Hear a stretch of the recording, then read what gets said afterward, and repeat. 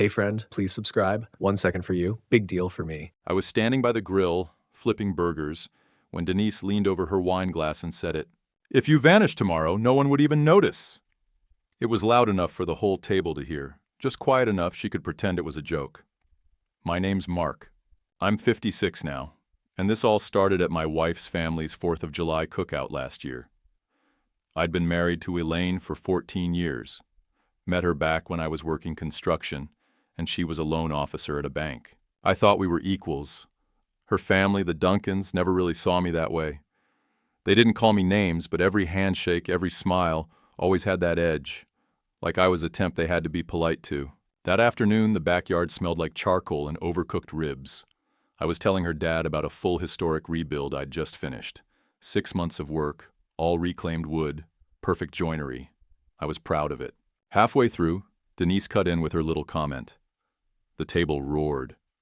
Even Elaine laughed, tilting her head back, red wine sloshing in her glass. My face went hot. I didn't say a word at first.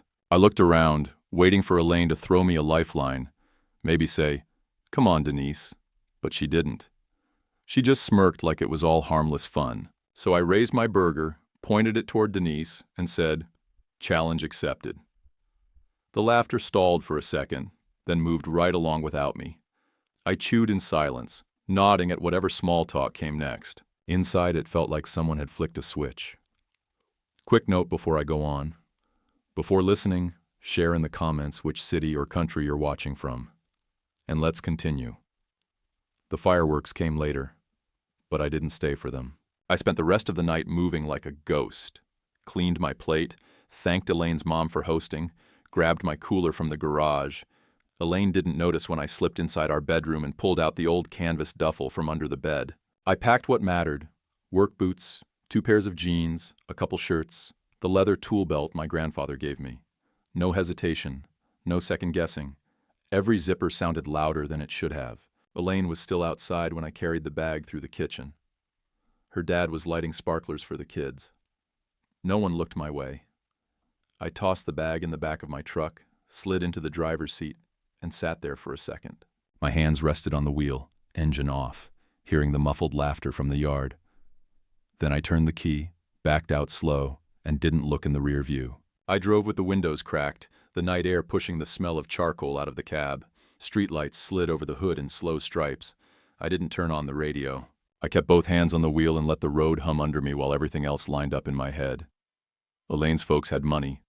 Real money. Her dad, Robert Duncan, ran a hardware chain across 3 states and talked margins at dinner like he was teaching a class. Her mom, Mary Ann, could turn a charity auction into a profit center with a smile and a clipboard. They dressed like catalogs and shook hands like politicians. When I first started showing up, I got the once-over every time. Boots to hair, measuring tape clipping my belt, calluses that never quite scrubbed clean. From the start, I was Mark from nowhere. That's not what they said, but it's what I heard under the jokes. I grew up in a small place outside Peoria, raised by my dad after my mom died. Learned carpentry from my grandfather in a barn that smelled like sawdust and oil. I worked hard, saved harder, bought tools one by one, and built a little remodeling business with my name on the side of a white Ford. When I told the Duncans I ran my own shop, they did that chuckle. Soft, polite, like I just said I had a lemonade stand. "Isn't it cute?" Denise said once, palm on my shoulder. "He's self-employed." "Means no boss," I said. Her dad smiled like that was adorable. "Means no safety net," he said. I kept trying to earn my spot anyway, took their jokes. Showed up with a ladder when gutter guards failed. Replaced rotted porch steps at Elaine's parents' lake place without sending an invoice. Donated weekends to Marianne's gala prep. Built display walls, repaired auction tables, loaded and unloaded vans until my back seized. She'd pat my arm and say, "St. Mark, our resident handyman," like I was part of the event decor. I told myself it was family. You pitch in. You wait for respect the way you wait for stain to dry. Patient, not touching it, hoping it sets right. Instead, I let my own life start shrinking around theirs. When Elaine's work got intense, loan audits, new branch targets, my calendar bled out one job at a time. I turned down contracts because she needed me home more. Promised clients I'd circle back, and never did. I told myself it was temporary. Months slid by. My phone rang less. My hands stayed clean too many days in a row. When it was good with Elaine, it was steady. We cooked. We watched bad shows. We did crosswords with a couple beers. We planned. Then she got pregnant and everything went tight. She was nervous. I was nervous. We were careful. And then one morning, I woke to the sound of her crying in the bathroom, and the world got small. I cleaned up. I cooked. I called her family because she couldn't get words out without shaking. They sent flowers. They sent casserole. Denise texted, "She needs less stress," like my existence was a loud TV in the next room I should turn off. Her dad called and said, "You know pressure isn't good for these things." And I swallowed it because I didn't have the energy to fight a man who thought empathy was a line item. We didn't talk about it much after that. Elaine went quiet. I kept doing the laundry, kept doing the meals, kept being available like a piece of furniture. Useful, silent, moved when asked. I told myself that was love. I buried the hurt deep enough I could pretend it wasn't there. People say time heals. It doesn't. It just organizes your pain into labeled boxes so you can walk around them. The years stacked up. Holidays at their house. My toolbox in their garage because we'll probably need something fixed. Jokes about my truck. Smiles when I brought bourbon, but not when I brought up my jobs. If I talked about a beam I sistered or a kitchen I rebuilt, someone changed the subject to a golf handicap or a new condo downtown. I kept nodding. I kept showing up. I hit a red light and watched the crosswalk count down. My grip on the wheel loosened. The words from tonight were still hanging in the cab like smoke. They didn't surprise me. They just landed on a spot I'd sanded thin. I remembered one winter storm, power out at Marianne's place. I drove over with a generator and stood in freezing rain threading extension cords through a basement window while Robert called the utility company and told them who he was. He thanked me with a monogrammed fleece. No joke. I'm pretty sure he regifted it. I wore it anyway. I was busy auditioning for a family that already decided I was a guest star. Another memory. Denise's husband cracking up when I said I might hire an apprentice. "You mean an intern?" he said. "Do your taxes take interns?" He was a CPA. He liked to make money sound like a joke I wasn't smart enough to get. I turned onto the highway, empty lanes opening like a clean cut through the dark. The dash glow made my hands look older. 14 years didn't feel like a marriage right then. It felt like a long job where I was the guy who stayed late and brought donuts, and still got called the temp. I kept my eyes forward and let the next memory roll in. The night after the miscarriage, Elaine slept like she'd fallen through a trapdoor. I sat at the kitchen table staring at bills and appointment cards. I called her mom and said we didn't need visitors. We needed quiet. Marianne said, "Quiet is for people who don't have community," and hung up softer than she meant to. They showed up the next day anyway. Food, opinions, the whole package. Denise cleared my workbench to make room for a cookie tray. I swept sawdust into a pile with the heel of my boot and told myself not to make waves. So why did one little line tonight land like a hammer? Because it was the cleanest truth I'd heard from their side. It stripped the varnish. If I disappeared, they'd keep moving. The house would still be big. The lawn would still be cut. The hardware stores would still run their Sunday ads. And I'd still be the only one feeling the gap. I took the next exit and pulled into a cheap motel lot, the kind with buzzing lights and a soda machine that took only quarters. I parked under a flickering lamp, killed the engine, and stepped out into the quiet. The motel room smelled like old carpet and lemon cleaner. I sat on the edge of the bed, pulled my laptop from the duffel, and opened it without thinking twice. My fingers moved on their own. Search bar, housing in Colorado, contract work, storage units. Every click felt like cutting a cord. I typed cheap monthly rentals near Fort Collins and scrolled until my eyes blurred. I found a couple places. Nothing fancy, but close to where Ray lived. I hadn't talked to him in months, but I knew if I called, he'd pick up. It was past midnight when I finally hit his number. "Mark?" His voice was gravelly, like I'd woken him. "Got a spot for me?" I asked. He didn't even pause. "Always." That one word was enough. I didn't bother explaining. I didn't want comfort. I wanted a door that opened without questions. I kept planning until the motel's neon buzz started blending with the hum in my head. Bank accounts, utilities, the truck title. The steps lined up like I'd been rehearsing for years without knowing it. By the time the sun hit the window, I'd decided exactly how I was leaving. I drove back to the house just after 6, when the street was still quiet and Elaine's car sat in the driveway. The curtains in our bedroom were drawn. I walked straight to the office, fired up the printer, and pulled our bank statement. I transferred half the savings into her account. Not a penny less, not a penny more. In the garage, I laid out what I was taking. Tools. Only the ones I'd bought myself. My grandfather's hammer, worn smooth from years of work. The leather tool belt with my name punched into the side. 2 framed photos. One of me and Dad fishing when I was 12. One of Elaine on our wedding day. I barely recognized the guy standing next to her. Broad shoulders, eyes clear, tie crooked but confident. From the top dresser drawer, I took my dog tags. The metal felt cool against my palm, grounding.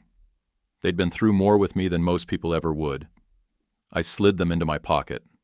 I wrote the note at the kitchen counter. 4 words: I need space. Don't contact me. No signature. My handwriting looked like I was in a hurry even though I wasn't. I set the house key on top of the note. For a second, I thought about leaving the garage door opener too, but then I figured she'd probably want me to drop it at some point. I put it in the glove box. By 7, I was back on the road. I didn't take the interstate yet. I headed toward the storage unit facility on the edge of town and rented a small 1-month locker. Anything that didn't fit in the truck bed went inside. Extra clothes, my planer, a couple of job site lights. If I needed it later, I could come back. If not, I'd sell it. I called Ray again around 9. "You still there?" I asked. "Where else would I be?" he said. "Got an extra room over the shop. Rent's cheap, work's steady. You want in?" "I'm already driving." The miles out of state went by in a rhythm. Fuel, coffee, gas station bathrooms. I didn't look back at the state line. I didn't feel guilt yet, just a kind of lightness I hadn't had in years. When I pulled into Ray's lot, the smell of cut lumber hit me before I even killed the engine. The shop looked the same. 2 big bay doors. One propped open, sawdust spilling into the gravel. Ray came out wiping his hands on a rag. He'd put on weight, hair grayer, but his grin was the same. "Damn, man," he said, clapping my shoulder. "You here to work or hide?" "Both," I said. The spare room was up a narrow set of stairs in the back. Small, but it had a bed, a desk, and a window that looked out over stacks of plywood. I set my bag down and it felt like planting a flag. We didn't waste time.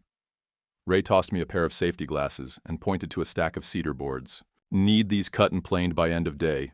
Think you can handle that?" I laughed. "Try me." By that afternoon, my hands were back on a table saw, the sound drowning out every voice from the past 14 years. My body remembered exactly how to move. Steady feed, eyes on the blade, no hesitation. That night, I sat at the desk and filed paperwork for a new LLC. My name on the header, Colorado address, new phone number. No connections to Elaine. No Duncans anywhere in the fine print. I leaned back in the chair and looked around the room. 1 duffel bag, 1 hammer, 1 photo I wasn't even sure why I kept. It was nothing and everything at the same time. Outside, I could hear Ray locking up the shop. The smell of sawdust still clung to my clothes. I left the window open and let it fill the room. For the first time in years, I knew exactly whose life I was living. My own. The next morning, I was back in the shop before Ray even unlocked the doors. The cedar boards I'd cut yesterday sat stacked and clean, edges perfect. I ran my hand over the top one and felt that old satisfaction. Something finished right. Ray tossed me a coffee. "Got another job lined up," he said. "You want in?" "Yeah," I said, no hesitation. We drove out to a site where an old farmhouse sat stripped to studs. The crew was already unloading sheets of drywall, music playing from a battered speaker on the porch. Nobody looked me up and down. Nobody asked where I came from or why I was there. They just handed me a cordless drill and pointed to where they needed hands. For the first time in over a decade, I was working with purpose again. Not just to keep the lights on, but because I wanted to see the thing done. There's a difference in the way you measure twice when the project actually matters to you. Within a couple weeks, I'd found a rhythm. Mornings in the shop, afternoons on sites, evenings sharpening blades or sketching plans. Ray introduced me to a couple younger guys looking to learn the trade. One of them, Nate, was 19 and didn't know a coping saw from a jigsaw. I showed him anyway, slow, patient, the way my grandfather had done for me. "You don't rush the cut," I told him. "The wood's not going anywhere." He grinned like I'd just let him in on a secret. Teaching him felt like finally putting something back into the world that wasn't just labor for someone else's comfort. Elaine's emails started coming the second week. At first, they were soft. "Where are you? I'm worried." Then they sharpened.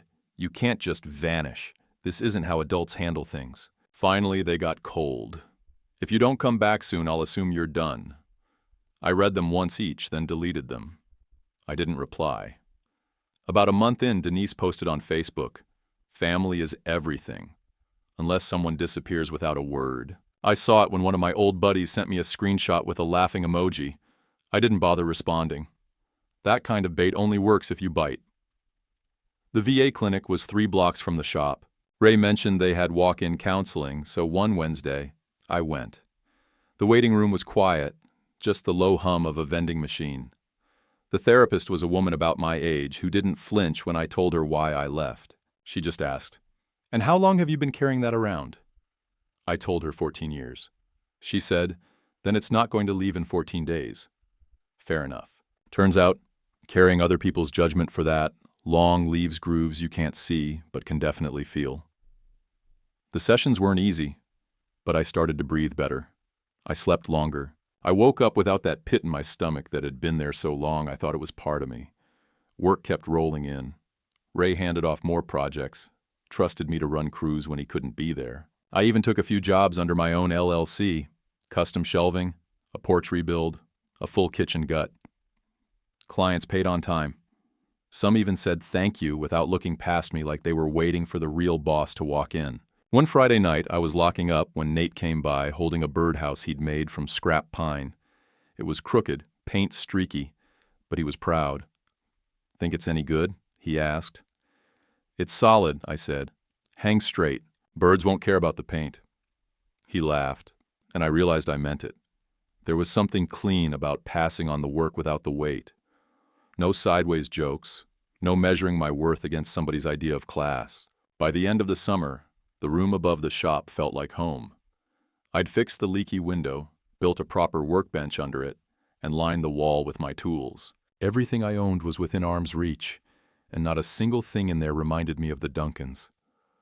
One night after a long day, I sat on the bench with a beer, looking at my hands. The calluses were back, the deep ones across the palms from years of holding wood steady against a blade.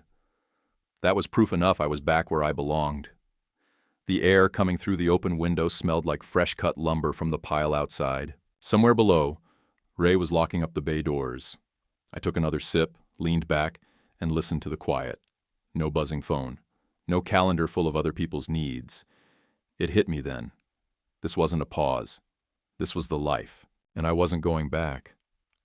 The first snow of the season had dusted the shop roof overnight. I was oiling the hinges on my miter saw when my phone buzzed. The number belonged to a GC I'd worked with on a porch job in Loveland. "Got something for you," he said. "Big renovation in Denver. Older property, high-end budget. Client wants a crew that won't screw it up." "What's the catch?" I asked. He chuckled.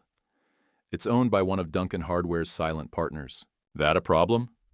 I laughed. "Not for me."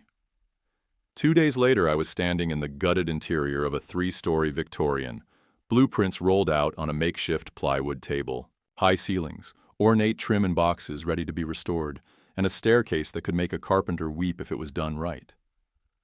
I was already thinking through the joinery when the front door creaked open. A woman in a tailored coat stepped inside, shaking snow from her hair. Behind her came a man in a dark wool overcoat, silver hair still thick. Took me a second to recognize him without the 4th of July polo shirt. Robert Duncan. He didn't notice me at first. He was scanning the room, probably calculating resale value in his head. Then his eyes landed on me, and something shifted in his face. Recognition, then calculation. "Mark," he said, slow, like he was trying to remember if I owed him money. "Mr. Duncan," I said, meeting his gaze. Hope you're enjoying the work so far. I didn't give him time to answer. I pointed toward the staircase. We're reinforcing the stringers with white oak. Matches the original, keeps the integrity. I walked him through the space like I would any other client. Measured tone, no filler. This wall's non-load bearing, I said, tapping the studs. We'll open it to create flow into the dining room. Trim will match the era. Hand-milled, not stock. He followed, saying nothing at first. His wife nodded along, asking about finishes and timelines. I answered her directly, pencil moving over the plans as we talked. Halfway through the tour, Robert finally said, "You've been busy." "Always," I said, flipping the blueprint to the kitchen layout. "You didn't call." "Didn't need to." We stopped in front of the massive bay window on the second floor. I showed them where the rot had set in and how we'd replace it without losing the curve. Robert ran his hand over the exposed frame, jaw tight. "This'll be worth a lot when it's done," he said. "Good work usually is," I replied. When we wrapped, I handed his wife a folder with the updated schedule. She thanked me. He didn't. He just stood there like he wanted to say something else, but couldn't find the angle. As they headed for the door, Robert glanced back. "You did all this?" "With a crew that shows up every day," I said. "Makes a difference." He nodded once, sharp, then left. The second the door closed, one of the electricians leaned over. Old man seemed surprised. "Not my problem," I said, unrolling the next set of plans. For the next few weeks, I threw myself into that house. Long days stripping paint from crown molding, cutting replacement balusters on site so they'd match the ones too warped to save. We rebuilt the staircase step by step, each tread solid enough to outlast all of us. Robert came by twice more. The second time, he brought coffee for the crew. Didn't bring any for me. I still took it when one of the guys offered. On the final walkthrough before drywall, he stopped at the top of the stairs and looked down over the railing.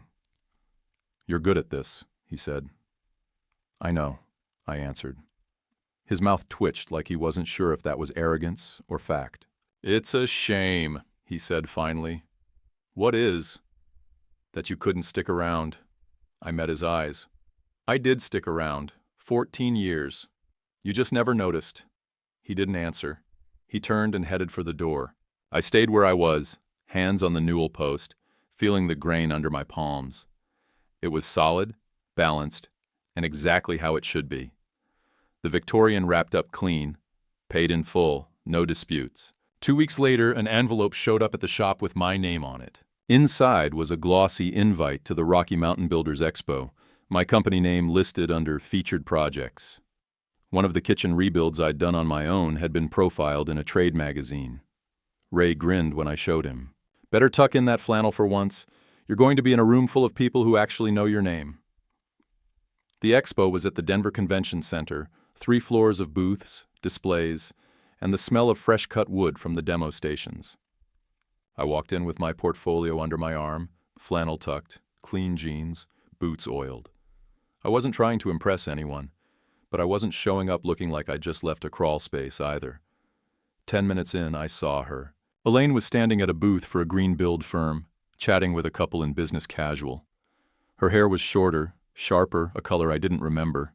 She had a badge clipped to her jacket and a smile fixed in place. She turned, caught sight of me, and for a second, her whole face changed.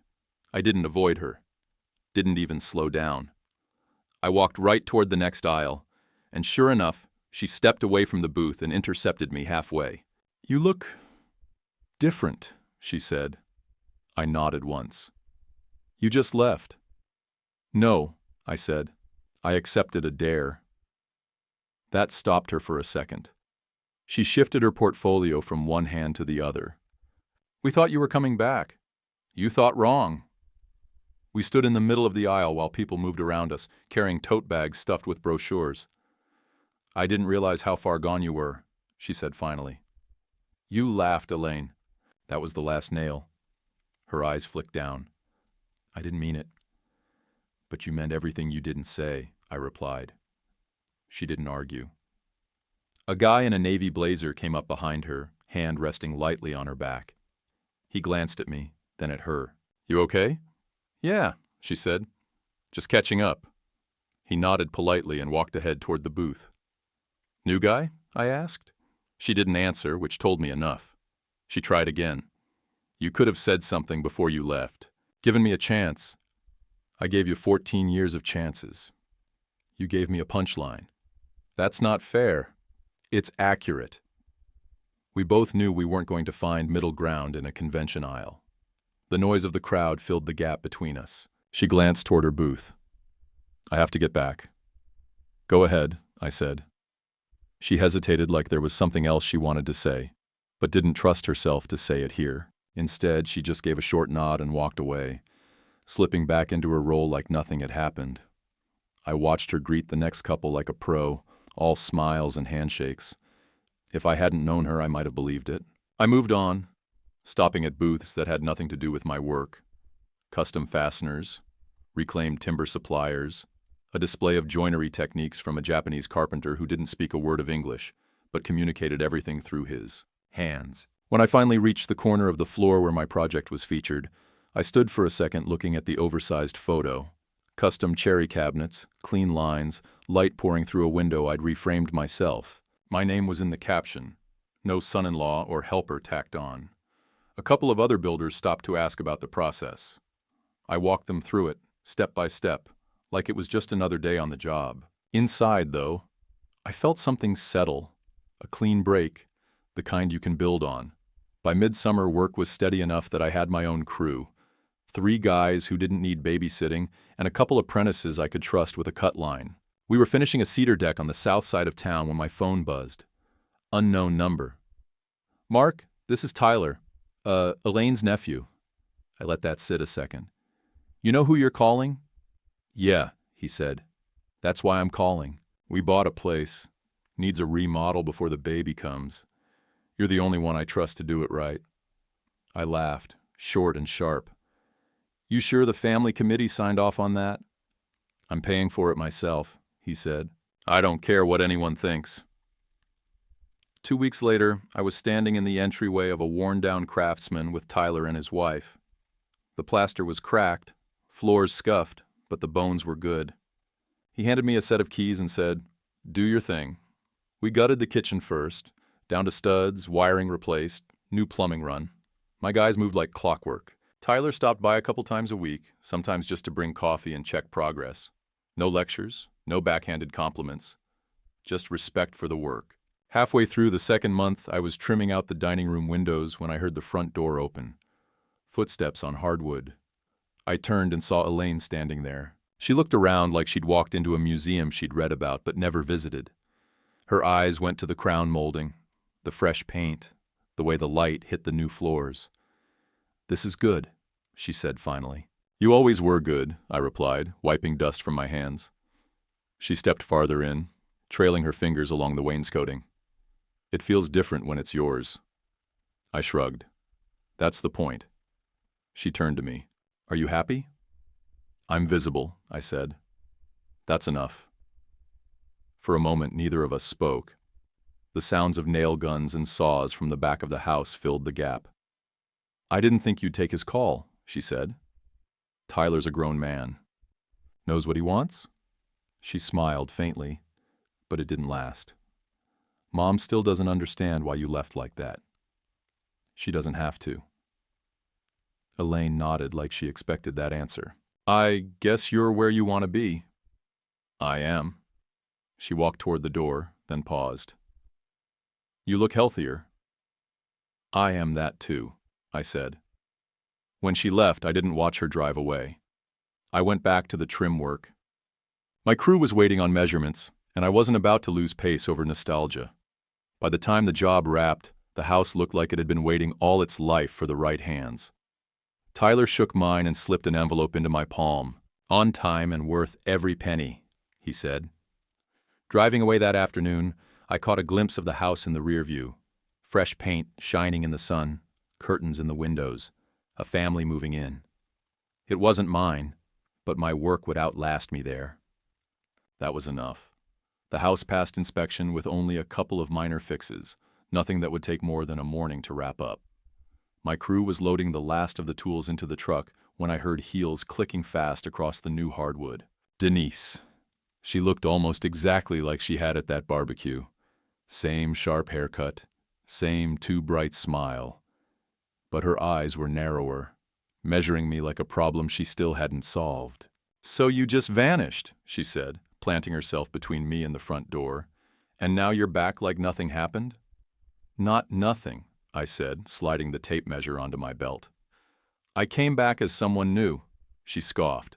"You took that joke seriously?" "You meant it," I said. "You just didn't expect consequences." Her head tilted, a little smirk creeping in. "You think we talked about you after you left?" "No," I said, stepping past her toward the porch. "That's the point. You didn't. And I stopped needing you to." Her smile faltered. "Elaine hasn't been the same. Neither have I." I kept walking, but she followed me out onto the porch. "You think this makes you look strong?" she called after me. I turned, one foot on the top step. "Number it makes me free." She crossed her arms. "You could have just told us you were unhappy. I told you in every way that mattered. You didn't listen. That's your version. It's the only version that matters to me." For a second, I thought she might try to land one last jab, something sharp enough to stick. Instead, she just stood there, lips pressed tight, watching me like she was waiting for me to crack. I didn't. Behind us, Tyler came out carrying the inspection folder. "Everything good?" he asked, looking between us. "All good," I said, taking the folder from him. "We're done here." Denise's eyes flicked to her nephew, then back to me. "You really think you're better off?" "I know I am." Her shoulders stiffened. "Elaine says you won't even answer her emails." "Correct," I said. "That's cold." "Or it's healthy," I replied. She opened her mouth like she had a comeback, then shut it again. I walked down the steps, the wood solid under my boots.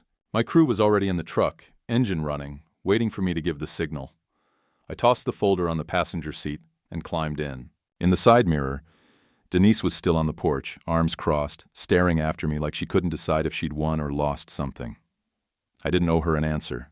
I didn't owe her anything. I put the truck in gear and pulled away, the house shrinking in the mirror until it was just another job in the rear view. The road from that last job led me straight home. These days, that's a small house on the edge of town with a workshop out back. It's nothing flashy, single-story, tin roof, white siding that could use a fresh coat, but it's all mine. Paid for in full, not a single cent touched by Duncan money.